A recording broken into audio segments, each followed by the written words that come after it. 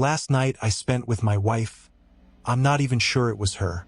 I got married at 26. My wife was 29. We got along relatively well. Obviously, I wouldn't have considered proposing if we didn't. We'd moved into an apartment about a year before the wedding, and she had 2 kids who would come stay with us occasionally. It wasn't often. My wife had moved upstate to be with me, while her kids stayed with their father's side of the family. I never really looked at that as a bad thing. She loved her kids, and they were well taken care of. From what I understood, her relationship with their father had been extremely toxic. She had spent years trying to keep everyone together, and I think she eventually realized that she needed a fresh start. She needed a chance to rebuild her life. Honestly, I was happy to be part of that. Like any other couple, our schedules didn't always line up. She worked mornings, usually going in somewhere between 6 and 8, and she'd get off in the afternoon, usually around 5 to 7, depending on when she started. I worked nights at the airport. My shift was usually 4 to 11. It was an okay job. My wife made more money than I did, so she usually handled most of the bills while I contributed what I could. She never complained about it.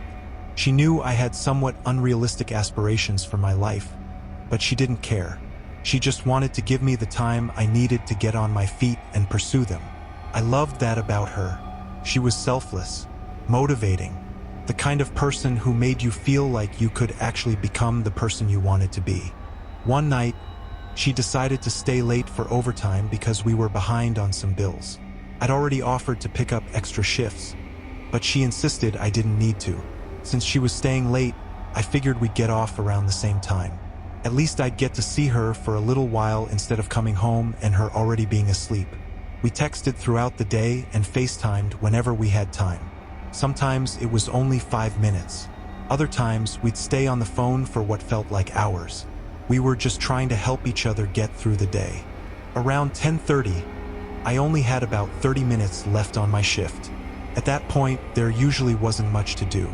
It was mostly sitting around and waiting for the clock to hit 11. I was bored, so I decided to call her and see if she was getting ready to leave. She didn't answer. That wasn't unusual. Sometimes she'd be with a customer and wouldn't be able to pick up. The only thing that bothered me was that her workplace closed at 10. Whenever she closed, she was usually done counting the register and wrapping everything up before I even got off work. Even if customers came in late, they would usually be asked to come back the next day. I didn't think too much of it. I'd never really been an insecure guy, so I didn't immediately assume anything. Eventually, 11 o'clock came around. I got in my car and drove home. I parked in my usual spot right next to hers. I figured that by the time I showered and got ready for bed, she'd probably be home. I unlocked the door and walked inside. She was sitting on the couch. She was wearing her robe, and her hair was wet, like she'd already been home for at least an hour. I was glad to see her. I hadn't expected her to beat me home, and I couldn't help but notice that her car wasn't outside. When I pulled in, I didn't see it anywhere in the parking lot, and her usual spot was empty. I looked at her. "Where's your car?" She stared at me like she didn't understand the question. I followed up. "Your car isn't outside. I didn't even know you were home." She looked even more confused. For a moment, she just stared at me. Then she said, "Oh, my car. Sorry. I thought I heard something else. I had a flat tire, so I got a ride home." That didn't make sense. She kept a spare tire in her trunk, and she knew how to change it herself. On top of that, she worked at a car dealership.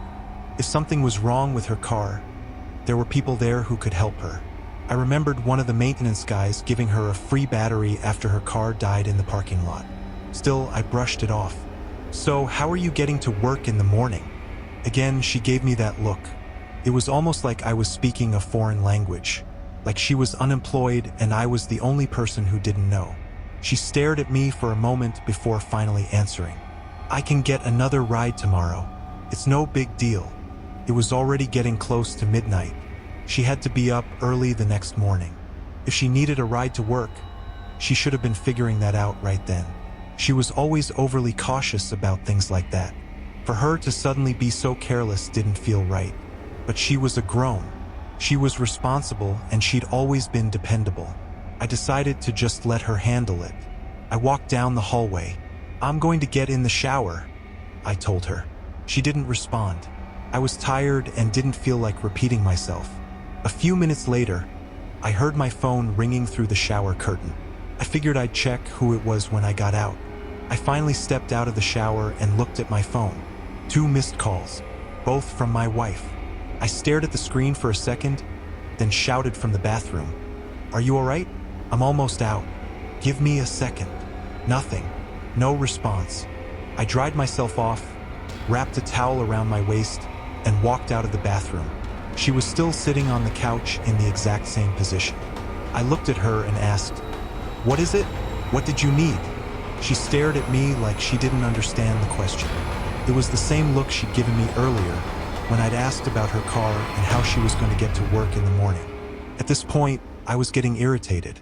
"If you're just going to play dumb for the rest of the night, I'm going to bed." She didn't say anything. I walked into our bedroom, got dressed, and laid down. Maybe 3 minutes later, my phone rang again. Her contact picture appeared on the screen. I answered, irritated. "What?" There was a brief pause. Then I heard her voice. "What's your problem?" "I'm just calling to let you know I just got off.